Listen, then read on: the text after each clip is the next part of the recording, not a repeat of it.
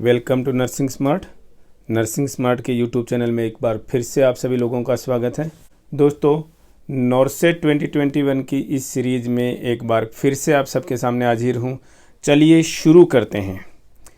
पहला क्वेश्चन है, which of the following is the largest blood cell? इनमें से सबसे बड़ी सेल कौन सी है? सेल दोस्तों, ब्लड सेल्स में से सबसे बड़ी सेल कौन सी है? दोस्तों हम ब्लड सेल्स कल पढ़ रहे थे और हमने आरबीसीज की स्टडी तो कर ली। और जो ब्लड सेल्स हैं तीन तरीके की जो हैं, कौन कौन सी हैं? एक आरबीसीज हैं, दूसरी डब्ल्यूबीसीज हैं और तीसरी प्लेटलेट्स हैं। अब प्लेटलेट्स हैं। अब इनमें से हमें डब्ल्यूबीसीज और पढ़नी है और प्लेटलेट्स और पढ़नी है। डब्ल्यूबीसीज की अगर हम दोस्तों बात करते हैं तो शुरुआत करते हैं यहाँ से। आरबीसीज का हमने क्या पढ़ा? ये नंबर में सबसे ज़्यादा होती हैं। Most in number, the most abundant blood cells in blood is RBCs. कितनी होती हैं? 99% होती हैं। कल हमने स्टडी कर ली। डब्ल्यूबीसीज की बात करें तो डब्ल्यूबीसीज नंबर में सबसे कम है। सबको पता है कोई नंबर में क्या है भाई? सबसे कम है, क्योंकि आरबीसी जो है मिलियंस में है, लाख्स में है, कितनीक है, मेल्स फीमेल्स में अलग अलग हैं, लेकिन फिर भी हम देखें तो 50 लाख्स की जो इसकी एक एवरेज नंबर है। डब्ल्यूबीसी केवल थाउजेंड्स में है। और कितनी थाउजेंड्स हैं दोस्तों? नॉर्मल में देखें तो 4 से 11,000 तक का इनका नंबर है। ठीक है। और बची कौन? प्लेटलेट्स। तो प्लेटलेट्स वो दोस्तों थोड़ी सी ठीक ठाक होती हैं, एवरेज 1.5 लाख ही होती है। एवरेज की बात कर रहा हूँ दोस्तों, रेंज तो बड़ी है। ठीक है। तो इसका मतलब नंबर में सबसे कम कौन हुई? डब्ल्यूबीसी। यहाँ साइज की बात चल रही है दोस्तों, तो मैं आपको बता दूं, साइज में जो सबसे छोटी होती है दोस्तों, एक एक क्वेश्चन में 20-20, 25-25 क्वेश्चन पढ़ेंगे अब यहाँ से हम। ठीक है ना, क्योंकि अब चीजें हो गई बड़ी। साइज में जो सबसे छोटी सेल्स होती हैं दोस्तों, वो होती हैं कौन? प्लेटलेट्स।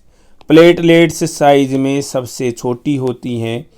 तो डब्ल्यूबीसी जो है उस साइज में सबसे बड़ी होती हैं। क्यों? क्योंकि इनका न्यूक्लियस जो है वो सब बड़ा होता है। अब बात ये करनी पड़ेगी, क्वेश्चन पे आते हैं। Which one of the following the largest blood cell? RBC तो नहीं है। Neutrophils, eosinophils, monocytes. ये तो दोस्तों इसके अंदर पढ़ा ही नहीं हमने कि डब्ल्यूबीसी पढ़ी है हमने। तो इसका मतलब अब हमें पढ़ना पड़ेगा कि डब्ल्यूबीसी क्या होती हैं। दोस्तों एक हरियाणवी डायलॉग याद आ रहा है इस बात पे। वो छोटा छोटा बच्चा है ना, जो छोटा सा बच्चा पहले दिन स्कूल गया, स्कूल से जब लौट करके आया तो दादाजी ने पूछ लिया, बेटा आज स्कूल में क्या हुआ? तो बच्चा उससे ज़्यादा शाना था भैया दादाजी से, दादाजी आज कुछ ना हुआ, कल फिर जाना पड़ेगा। तो दोस्तों इसमें कुछ ना होया, फिर से पढ़ना पड़ेगा कि डब्ल्यूबीसीज क्या होती हैं। तो चलिए दोस्तों अपनी स्क्रीन पलटते हैं और शुरुआत करते हैं। डब्ल्यूबीसीज बड़ा टॉपिक है दोस्तों। साइज में हमने पढ़ लिया दोस्तों कि सबसे बड़ा होता है। ठीक है ना, सबसे बड़ी सेल्स है। बड़ी बड़ी बातें बताऊंगा, सुपरफिशियल ही नहीं, थोड़ा सा डेप्थ में भी जा करके, कि ग्रेन्यूल्स में, डब्ल्यूबीसीज में कुछ ग्रेन्यूल्स की प्रेजेंस के आधार पर हमें बेस पर हमें दो बड़े टाइप्स में बोलते हैं। एक होती हैं जिनमें ग्रेन्यूल्स प्रेजेंट हैं, उन्हें हम बोलते हैं ग्रेनुलोसाइट्स। दूसरी जिसमें ग्रेन्यूल्स प्रेजेंट नहीं हैं, उन्हें हम बोलते हैं एग्रेनुलोसाइट्स। ठीक है दोस्तों, डब्ल्यूबीसीज के दो बड़े मेन टाइप हैं। अगर हमारे क्वेश्चन पे वापस जाएं तो इन दोनों में से भी कोई ऑप्शन था नहीं वहां पर। ठीक है दोस्तों, आपसे कोई नॉर्मली पूछ ले कि कभी भी डब्ल्यूबीसीज का नंबर नॉर्मल से बढ़ा हुआ आ जाए, यानी 4000 से लेकर के जो 11,000 पर क्यूबिक मिलीमीटर ब्लड जो है, इससे ज़्यादा डब्ल्यूबीसीज का नंबर आ जाए तो किस चीज़ का इंडिकेटर है? सभी को पता है ये कोई इन्फेक्शन का इंडिकेटर है। क्या इन्फेक्शन के अलावा भी डब्ल्यूबीसीज बढ़ सकती हैं? क्या यस, ट्रोमा में डब्ल्यूबीसीज बढ़ सकती हैं। अगर कोई मेलिग्नेंसी है तो भी डब्ल्यूबीसीज का नंबर जो है वो बढ़ सकता है। ठीक है दोस्तों, टोटल नंबर मैंने आपको बता दिया यहाँ पर। अब हम स्टडी करेंगे किसके लिए? ग्रेनुलोसाइट्स क्या होती हैं और एग्रेनुलोसाइट्स क्या होती हैं। ग्रेन्युलोसाइट्स। ग्रेन्युलोसाइट्स की बात करते हैं दोस्तों हम, तो ग्रेन्युलोसाइट्स हमने क्या देखी कि ये जिनके अंदर ग्रेन्यूल्स प्रेजेंट हैं दोस्तों, नंबर से देखें तो ये 50 से लेकर के 75% तक यही होती हैं। तो एग्रेन्युलोसाइट्स कितनी होती हैं? एग्रेन्युलोसाइट्स जो हैं वो बची हुई कितनी 25 से 50% तक की नंबर में यही होती है। इसका मतलब नंबर में ज़्यादा कौन है? ग्रेन्युलोसाइट्स हैं WBCs के अंदर, पहली चीज़। ठीक है, अब लेकिन इससे काम नहीं चला। ग्रेन्युलोसाइट्स को हम फर्दर 3 और तरीके की सेल्स के अंदर डिवाइड कर देते हैं या ग्रुप कर देते हैं। डेवलपमेंट के चलते समय 3 तरीके की सेल्स बन जाती हैं दोस्तों, और अलग अलग होती हैं तीनों की तीनों। और इन्हें तीनों को हम कैसे पहचानते हैं? लेबोरेटरी में डाई में डुबोते हैं या डाई के साथ में रिएक्ट कराते हैं, तो कौन सी डाई का कलर कैसा लेती हैं, ये उसी के बेसिस पर हमने इनको 3 तरीके से बांट दिया दोस्तों।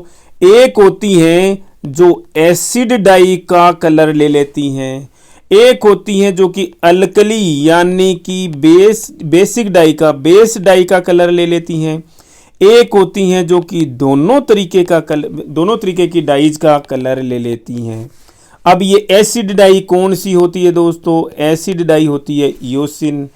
अल्कली डाई कौन सी होती है दोस्तों? Methylene blue. यहाँ पर जो हम काम में लेंगे, बोथ के अंदर इयोसिन भी आ गया प्लस मेथिलीन भी आ गया। इयोसिन की डाई में कैसी होती है दोस्तों? रेड होती है। मेथिलीन ब्लू जो है कैसी होती है? ब्लू होती है। नाम से ही समझते हैं इसको, मेथिलीन ब्लू। और ये दोनों की दोनों हैं दोस्तों। एसिड डाई में जो डाई का जो कलर ले लेंगे ऑब्वियस सी बात रेड होंगी, और उन्हें हम क्या कह देंगे? इसी के नाम से इयोसिनोफिल्स कह देते हैं, इयोसिनोफिल्स। और कैसी हैं? एसिड डाई है, इन्हें एसिडोफिल्स भी बोल देते हैं दोस्तों। बड़ा इजी समझा है, आई थिंक समझ में आना चाहिए। 2 तरीके की डाई, एक एसिड डाई एक अल्कली डाई। जो एसिड डाई ले लेती हैं वो रेड कलर की हो जाती हैं, यानी एसिड डाई जो रेड कलर की होती है, कौन सी? इयोसिन रेड कलर में अपने आप में, तो उसका कलर जो ले लेती हैं वो इयोसिनोफिल्स हैं।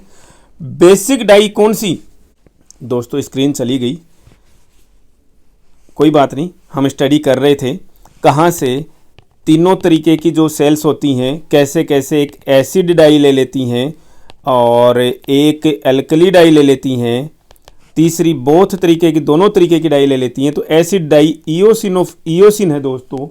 बेसिक डाई जो है मेथिलीन ब्लू है, मेथिलीन ब्लू है।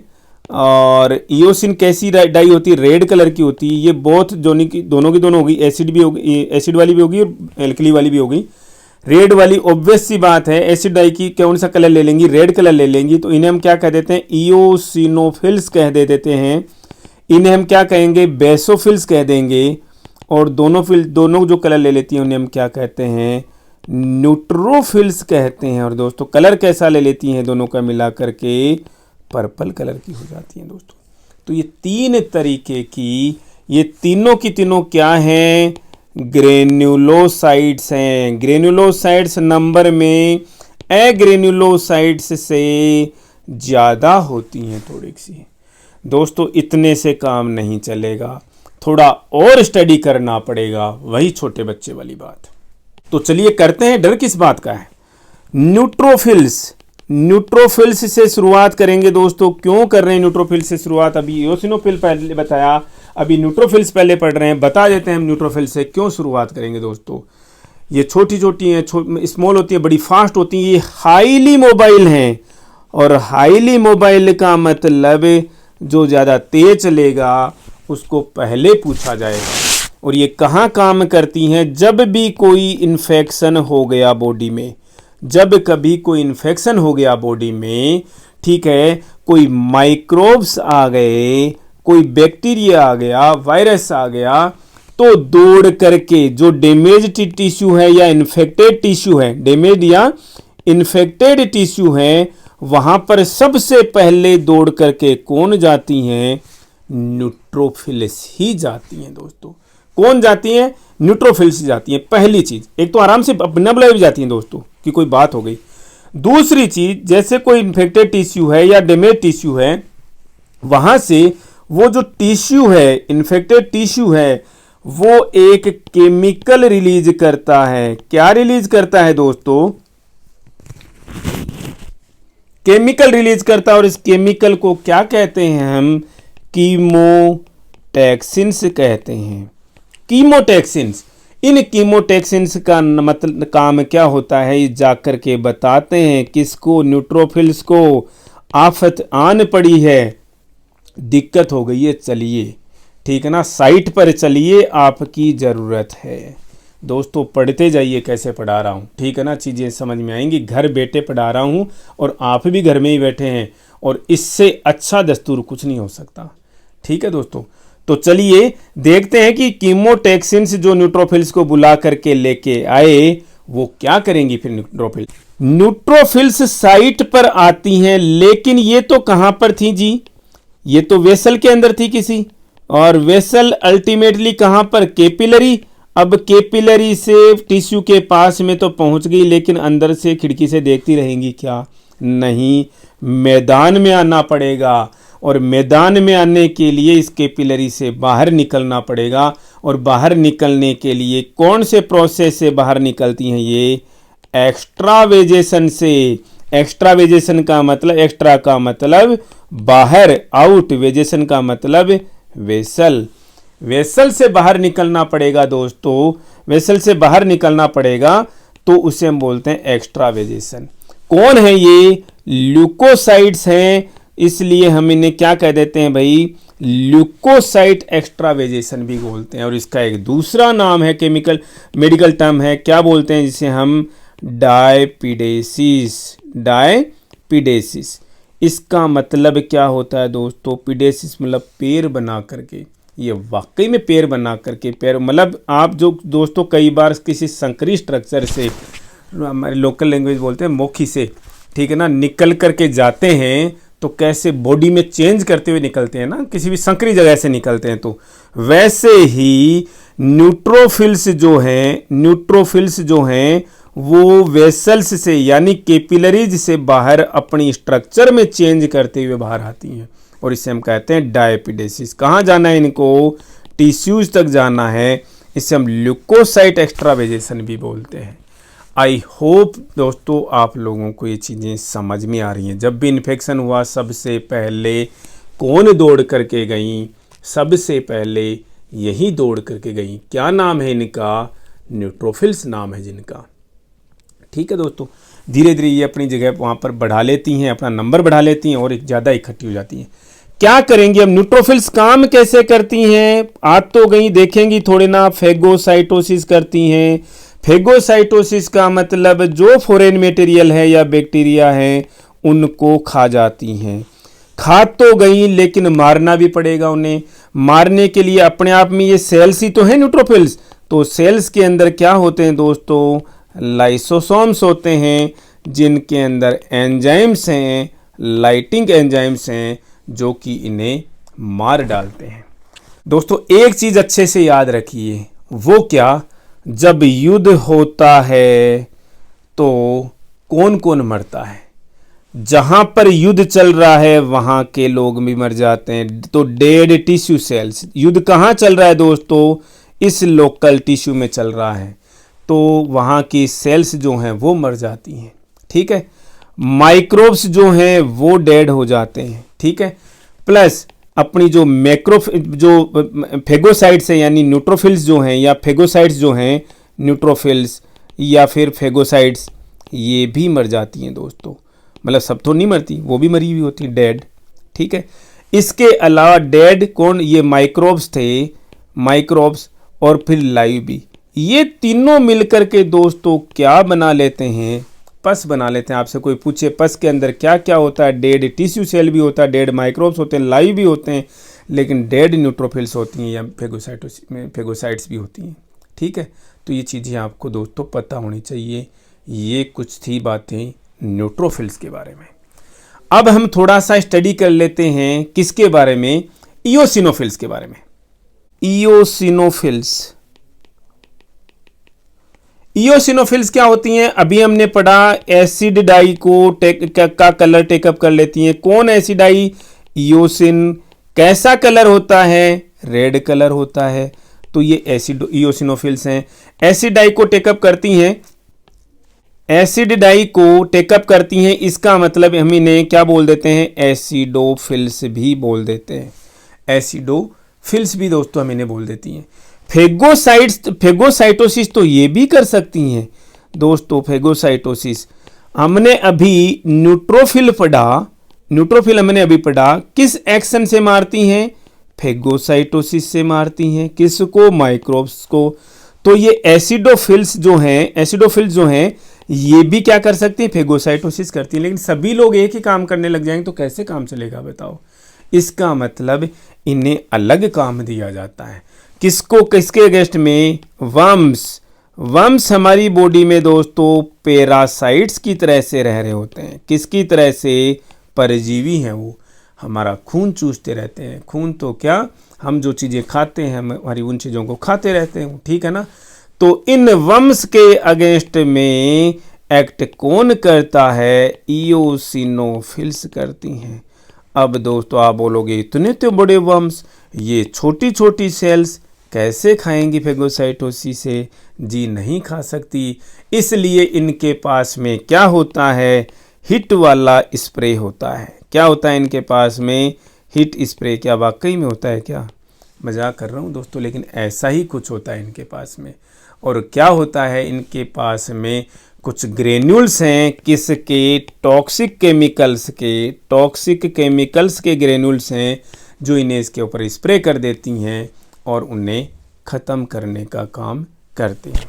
ठीक है दोस्तों, आई होप ये चीज़ें आप लोगों को समझ में आ रही हैं। एक चीज़ आप लोग अगर नोटिस करें तो अस्थमा के समय में, अस्थमा में या एलर्जिक राइनाइटिस दोस्तों, आज थोड़ा पता नहीं क्या जल्दी हो रही है मुझे, बड़े बड़े अक्षर लिख दिए। एलर्जिक राइनाइटिस हो गया और कोई स्किन एलर्जीज हो गई। इन कंडीशंस में क्या होता है, इन सिचुएशंस में क्या होता है, ये आपकी इओसिनोफिल्स जो हैं वो लोकली एक्यूमुलेट हो जाती हैं, लोकल में आकर इकट्ठा हो जाती हैं, इन्फ्लामेशन कोज करती हैं, रेड हो जाता है एरिया। ठीक है, तो ये चीज़ें आपको इओसिनोफिल्स के बारे में पता होनी चाहिए। इसके बाद में लास्ट में आता है दोस्तों क्या, बेसोफिल्स। आई होप हम बेसोफिल्स को भी आप अच्छे से समझेंगे। बेसोफिल्स जो हैं वो क्या होती हैं, अल्कली वाली डाई को ले लेती हैं। अल्कली डाई कौन सी थी, मेथिलीन ब्लू थी।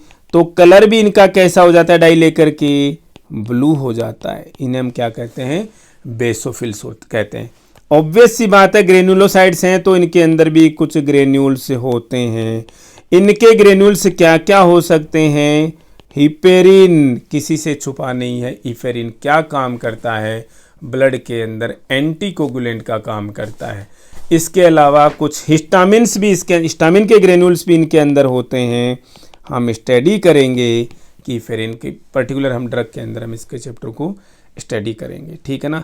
एलर्जेंस जब होंगे, यानी एलर्जेंस का जब अटैक है तो बेसोफिल्स जो हैं वो रिलीज होते हैं। ठीक है, अपने ग्रेन्यूल्स जो हैं वो रिलीज करते हैं, हिस्टामिन ग्रेन्यूल्स जो हैं वो रिलीज करते हैं दोस्तों। तो ये सब कुछ था किसके बारे में, ग्रेन्युलोसाइड्स के बारे में। तो चलिए दोस्तों, एग्रेन्युलोसाइड्स के और क्वेश्चन आएंगे तब हम एग्रेन्युलोसाइड्स पे पढ़ेंगे। अब हमारे क्वेश्चंस की तरफ में मूव करते हैं। चलिए चलते हैं। क्वेश्चन हमारा क्या निकल रहा था, which of the following is the largest blood cell. हमने लार्जेस्ट ब्लड सेल पहले किसको पढ़ा, WBCs को। WBCs में भी अभी तक दोस्तों हमारे इस क्वेश्चन का आंसर आया नहीं है दोस्तों। WBCs में भी कौन होती हैं, क्वेश्चन का आंसर मैं आपको बता देता हूं। जैसे मोनोसाइट्स जो हैं, एग्रेन्युलोसाइट्स के अंदर पढ़ेंगे हम क्या, एक मोनोसाइट्स, दूसरी लिम्फोसाइट्स। तो मोनोसाइट्स जो हैं वो साइज में सबसे ज़्यादा बड़ी होती हैं। चलिए दोस्तों, कोई नहीं, हम नेक्स्ट क्वेश्चन के साथ में हम पढ़ेंगे इनको, मोनोसाइट्स और लिम्फोसाइट्स को भी। ठीक है, दोनों वही रह रही हैं। Move to next question. Diapedesis is the characteristic property of. दोस्तों हमने पढ़ लिया क्या, डायपिडेसिस किस में पढ़ा था, न्यूट्रोफिल्स में पढ़ा। न्यूट्रोफिल्स जब कोई इन्फेक्शन हो जाता है तो तुरंत की तुरंत दौड़ करके कहाँ तक जाती हैं, टिश्यू तक जाती हैं, इन्फेक्टेड टिश्यू या डैमेज टिश्यू तक जाती हैं। कैसे बाहर निकलती हैं अपनी वेसल से, अपनी देखो साइज में चेंज करते हुए वहाँ टिश्यू तक जाती हैं सिकुड़ते मिकुड़ते, और इससे मतलब वेसल से बाहर निकली उसे कहते हैं एक्स्ट्रावेजेशन, मतलब वेसल से बाहर निकलने को, इससे हम ल्यूकोसाइट एक्स्ट्रावेजेशन भी बोलते हैं। पैरों की भांति ये अपनी शेप में चेंज करते हुए निकलती है, इसलिए हमने इसको नाम दे दिया डायपिडेसिस। तो किसकी स्पेसिफिक कैरेक्टरिस्टिक है दोस्तों, ये न्यूट्रोफिल्स की स्पेसिफिक कैरेक्टरिस्टिक है। पढ़ लिया हमने, चलिए चलते हैं नेक्स्ट क्वेश्चन की तरफ में। Blood cells that are specialised for elimination of parasites. पढ़ा दोस्तों हमने सबसे पहले न्यूट्रोफिल पढ़ा था, क्या काम करती हैं, फेगोसाइटोसिस का काम करती हैं। फेगोसाइटोसिस का मतलब कुछ छोटे बैक्टीरिया को खा जाती हैं। लेकिन अगर वर्म्स हों यानी कि पैरासाइट्स हों उनको तो क्या जी, पैरासाइट्स पैरासाइट्स जो हैं वो फेगोसाइटोसिस से नहीं मरेंगे, इन्हें तो हीट के स्प्रे से मारना पड़ेगा। और ये हीट का स्प्रे किसके पास में होता है, इओसिनोफिल्स के पास में होता है। किसके पास है, इओसिनोफिल्स के पास में। टॉक्सिक केमिकल्स होते हैं जो कि इनको मार देते हैं। बेसोफिल्स नहीं है, न्यूट्रोफिल्स नहीं है, इओसिनोफिल्स होता है, मोनोसाइट्स नहीं है। क्लियर है। Move to next question. Interleukin 1 is associated with. चलिए दोस्तों अब स्टडी करेंगे इंटरल्यूकिन क्या होता है। नई ही चीज आ गई, नई चीज का आ गई तो कोई बात नहीं। हमने दोस्तों WBCs के अंदर दो तरीके की सेल्स, एक ग्रेन्युलोसाइट्स एक एग्रेन्युलोसाइट्स की स्टडी करनी चाहिए। ग्रेन्युलोसाइट्स में दोस्तों हमने तीनों चीजें पढ़ ली हैं। कौन कौन सी, न्यूट्रोफिल्स भी पढ़ ली, बेसोफिल्स भी पढ़ ली, इओसिनोफिल्स भी पढ़ ली। ठीक है। अब बात आती है एग्रेन्युलोसाइट्स की जिसके अंदर ग्रेन्यूल्स नहीं होते। तो ये कितने तरीके की होती हैं, ये दो तरीके की होती है। एक मोनोसाइट्स होती हैं, एक लिम्फोसाइट्स होती हैं। एक मोनोसाइट्स हैं, दूसरी क्या है, लिम्फोसाइट्स हैं। मोनोसाइट्स, पहला जो क्वेश्चन था उसी का आंसर कि लार्जेस्ट WBCs हैं, और WBCs वैसे ही सबसे बड़ी हैं तो लार्जेस्ट ब्लड सेल्स हो गई हैं।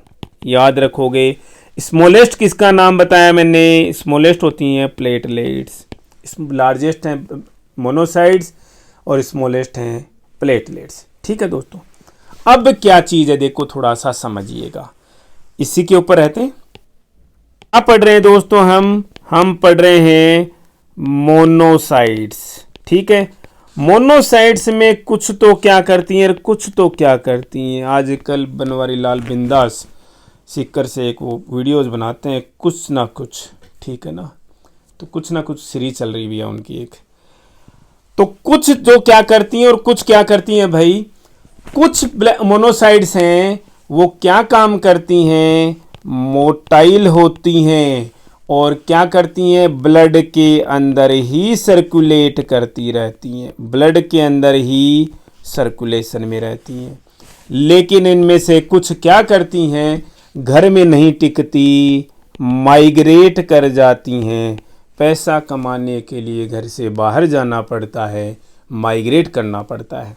माइग्रेट करके कहाँ जाएंगी दोस्तों, मतलब ब्लड से बाहर निकल करके टिश्यूज में चली जाती हैं। और यहाँ पर इनका जो मोनोसाइट्स टिश्यूज के अंदर माइग्रेट कर गई हैं उनको नाम ही दूसरा दे देते हैं। और क्या नाम देते हैं, मैक्रोफेजेज दे देते हैं। उन्हें हम क्या नाम दे देते हैं दोस्तों, मैक्रोफेजेज। साइज में भी थोड़ी सी ज़्यादा बड़ी हो जाती हैं, ठीक है ना, डेवलप करती हैं वहीं पर और वहीं पर थोड़ी साइज, उन्हें हम मैक्रो। आपसे कोई बोले मैक्रोफेजेज क्या है, मैक्रोफेजेज मोनोसाइट्स ही हैं। मैक्रोफेजेज फिर अलग क्यों हो गई, ये वो मोनोसाइट्स हैं जो घर से बाहर निकल गई, माइग्रेट कर गई कमाने के लिए, और कहाँ चली गई, टिश्यूज के अंदर जाकर के बैठ गई है। ठीक है दोस्तों। ये वाली जो मोनोसाइट्स जो ब्लड के अंदर ही हैं ये फेगोसाइटोसिस का काम ही करती रहती हैं, अपना ही काम करती हैं। फेगोसाइटिक मोनोसाइट्स कहते हैं, ये भी वैसे फेगोसाइटोसिस का काम करती हैं। दोनों मिलकर के फेगोसाइटोसिस का काम करती हैं। और हमने कल क्या पढ़ा था, एक नाम पढ़ा था, उसको हम आज डिस्कस कर लेते हैं, रेटिकुलो एंडोथीलियल सिस्टम। तो दोस्तों अगर आप कोई पूछे रेटिकुलो एंडोथीलियल सिस्टम क्या है, एक तरीके का फेगोसाइटोसिस का सिस्टम है। कहाँ पढ़ रहे थे हम, आरबीसीज के डिस्ट्रक्शन में पढ़ रहे थे।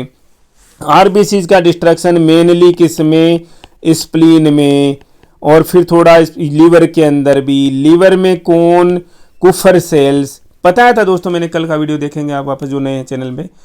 तो ये रेटिकुलो एंडोथीलियल सिस्टम से ही ये काम करती है। और रेटिकुलो एंडोथीलियल सिस्टम का मतलब क्या है, दूसरी स्क्रीन पे चलते हैं दोस्तों। रेटिकुलो एंडोथीलियल सिस्टम, ये नाम आते ही दिमाग में क्या आना चाहिए, मोनोसाइट्स दिमाग में आनी चाहिए। और मोनोसाइट्स के साथ में वो मोनोसाइट्स भी दिमाग में आनी चाहिए जो कि घर से भाग गई हैं, यानी मैक्रोफेजेज। इस सिस्टम को हम मोनोसाइट मैक्रोफेज सिस्टम भी बोलते हैं दोस्तों। दोनों मिलकर के फेगोसाइटोसिस का काम करती हैं। इसका एक इम्पोर्टेंट फंक्शन है, वो भी अगर हम डिस्कस कर ले।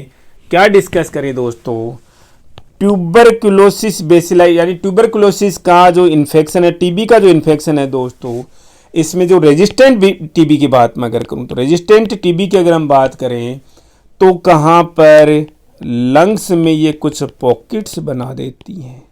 क्या बना देती हैं, लंग्स टिश्यू के अंदर कुछ पॉकेट्स बना देती हैं। और ये पॉकेट्स एक्चुअल में क्या होता है, जो भी डस्ट है, इनऑर्गेनिक डस्ट है या बैक्टीरिया है, बैक्टीरिया डस्ट जो है इनके खाक करके साइड में कर देती हैं, भैया तुम चिपके यहीं पर साइड में रहो, ठीक है ना, हमारे से मतलब नहीं है तुम्हारा कोई। तो ये काम कौन करता है, मोनोसाइट मैक्रोफेज सिस्टम या रेटिकुलो एंडोथीलियल सिस्टम का ही काम है दोस्तों ये, ठीक है। एक चीज तो ये हमारा जो क्वेश्चन की बात आ रही थी अभी अभी, क्या क्वेश्चन था वो, इंटरल्यूकिन 1, ये क्या बला है भाई, एक तरीके का साइटोकाइन होता है। पढ़ लेंगे हम साइटोकाइन से भी क्या होते हैं। साइटोकाइन होता है मतलब ये दोनों तरीके की जो सेल्स हैं, कौन, मोनोसाइट्स भी और मैक्रोफेजेज भी, क्या रिलीज करती हैं, इंटरल्यूकिन 1 रिलीज करती हैं। क्यों रिलीज करती हैं दोस्तों, जब कभी इन्फेक्शन हो गया तो, जब कभी कोई बॉडी में इन्फेक्शन हुआ तो इंटरल्यूकिन 1 रिलीज करती हैं। और ये इंटरल्यूकिन 1 किसके पास जाता है, हाइपोथैलेमस के पास जा कर के बोलता है बॉडी का टेम्परेचर थोड़ा सा बढ़ा दीजिए ताकि हम बैक्टीरिया से निपट लें। थोड़ा सा ना, शायद वो उसको सूट ना करे। तो वैसे भी बॉडी का टेम्परेचर कंट्रोल कौन करता है, हाइपोथैलेमस। इसको बोल दिया यार अपना थर्मोस्टेट जो है थोड़ा सा चेंज कर यार, ठीक है ना, पढ़ेंगे दोस्तों इसका थर्मोस्टेट क्या होता है।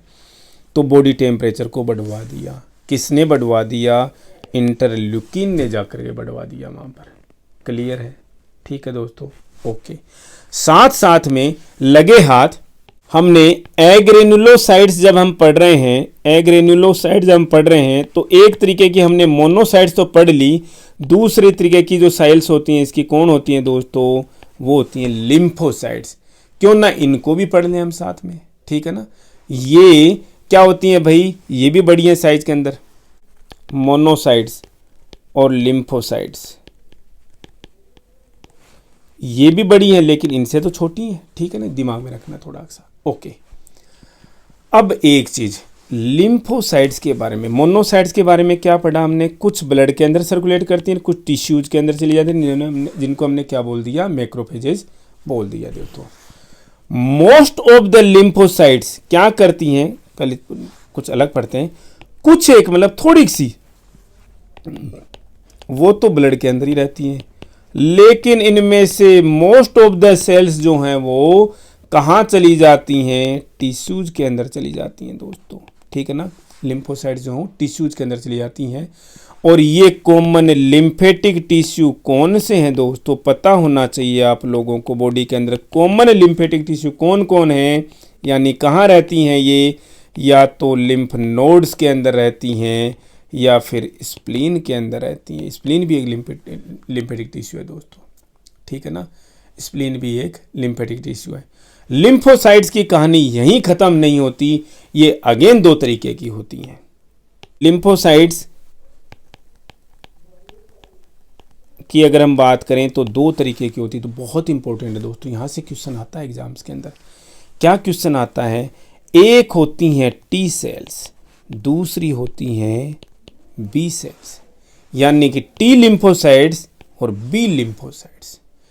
टी लिम्फोसाइट्स क्या काम करती हैं, बी लिम्फोसाइट्स दोस्तों क्या काम करती हैं, या किस चीज़ का स्पेशलाइज इनका होता है दोस्तों, यहाँ पर यही पढ़ा करके मैं आपको ना आज के जो क्वेश्चन आंसर्स वाली सीरीज जो है, यहाँ पर मैं जो बाकी के बच्चे क्वेश्चन हम खत्म करेंगे यहीं पर ही। तो टी लिम्फोसाइट्स और बी लिम्फोसाइट्स का नाम दिमाग में कैसे रखना दोस्तों, दोनों की दोनों इम्यूनिटी से रिलेटेड हैं, लेकिन दोनों के नाम अलग अलग हैं, काम अलग अलग हैं, कि काम करने का तरीका अलग अलग है। टी लिम्फोसाइट्स हमारी बॉडी को सेल मीडिएटेड इम्यूनिटी प्रोवाइड करती हैं, तो बी लिम्फोसाइट हमारी बॉडी को एंटीबॉडी मीडिएटेड इम्यूनिटी प्रोवाइड करती हैं। पढ़ाऊंगा सेल मीडिएटेड इम्यूनिटी क्या होती है और एंटीबॉडी मीडिएटेड इम्यूनिटी क्या होती है। कैसे याद रखोगे, तो कन्फ्यूजन वाली बात होगी, तो इसको याद रख लेना दोस्तों, टीसी, टी का मतलब टीर, सी का मतलब सेल मीडिएटेड इम्यूनिटी, मतलब टी सेल्स जो हैं वो सेल मीडिएटेड इम्यूनिटी प्रोवाइड करती हैं, बी सेल्स जो हैं वो एंटीबॉडी मीडिएटेड इम्यूनिटी प्रोवाइड करती हैं। दोनों में क्या कोई डिफरेंस है क्या, यहाँ पर इम्यूनिटी में एक छोटा सा डिफरेंस पढ़ते हैं। T cell cell mediated immunity, और एक होती है कौन सी भाई, antibody mediated immunity. T cell mediated immunity कौन प्रोवाइड करता है, टी सेल्स प्रोवाइड करती हैं। ये कौन प्रोवाइड करता है भाई, बी सेल्स प्रोवाइड करती हैं। पता लग गया हमें तो इस चीज़ का, तो ठीक है ना एक चीज़। तो अब देखो, ये केवल प्रोटीन को पहचानती है, ये लिपिड्स को भी पहचान लेती है, एंटीजन में पॉलीसेकेराइड्स को पहचानती है, न्यूक्लिक एसिड को पहचानती है, इतना इंपॉर्टेंट नहीं है वो चीज़ें। इनका काम करने का तरीका क्या है, सेल मीडिएटेड क्यों बोलते हैं जी इनको, इनका जो डिफेंस का काम है वो इंट्रासेल्युलर है। क्या है जी, इंट्रासेल्युलर, मतलब सेल के अंदर। सेल के अंदर किसके अगेंस्ट में, चाहे से वो बैक्टीरिया है, वायरस है, फंगस है, चाहे से प्रोटोजोआ है, ये इनको प्रोटोजोआ, ठीक है ना, इनको सेल के अंदर इनका डिफेंस मैकेनिज्म है। इसका मतलब आप इसको क्या समझोगे, इनका जो डिफेंस मैकेनिज्म है वो क्या है जी, एक्स्ट्रा सेल्युलर है, मतलब सेल के बाहर है। किन के अगेंस्ट में, इन्हीं बैक्टीरिया, वायरस, फंगस और प्रोटोजोआ के लिए, ठीक है ना। तो ये सेल के अंदर क्या करती हैं, ये कैसे करती है इम्यूनिटी प्रोवाइड, हमें साइटोकाइन्स रिलीज करके, साइटोकाइन्स रिलीज करके।